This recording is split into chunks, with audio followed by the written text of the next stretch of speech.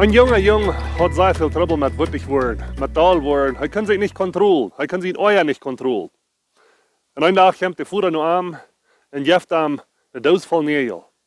Und er sagt, ich will haben von hier wieder, jedes Mal, wenn die eierlich wasch, wenn die beim Itcherieren des, wenn die wüttig wasch und die nicht kontrollieren kannst, dann sollst du im Haus beim Tün gehen und schlagen durch den Nägel lernen. Der Junge sagt auch, in der ersten Tag hat er 37 Nägel bei den Tün eingeschlagen. Der zweite Tag ist es weniger, und es immer weniger und immer weniger. Wenn er merkt, dass es leichter für ihn sich lernen zu kontrollieren, wenn der Eier ankommt, als immer die Zeit nehmen, von Arbeit weggehen und gehen den Nägel entschlagen.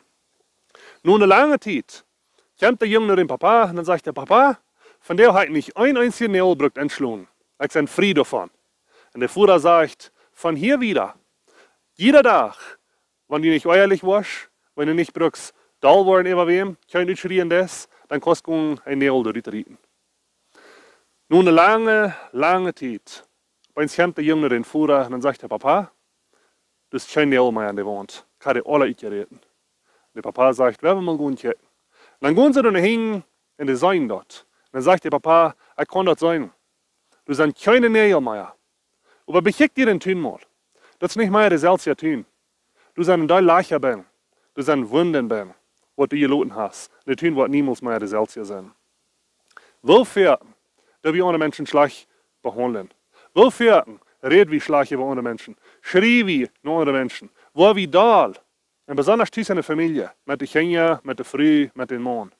Wenn wir dann denken, dass jedes Mal, wenn wir wem schlecht behandeln, wenn wir wem schreien, uns euer Loten utrollen über wem, dann lot wie eine Wunde, deib am Hort. Vielleicht nicht von Büten, aber der bleibt eine Wunde, wie verlassen wir. Und wenn wir vielleicht am Tag holen Frauen, der Wunde bleibt durch. Und das kann weiter für eine sehr lange Zeit.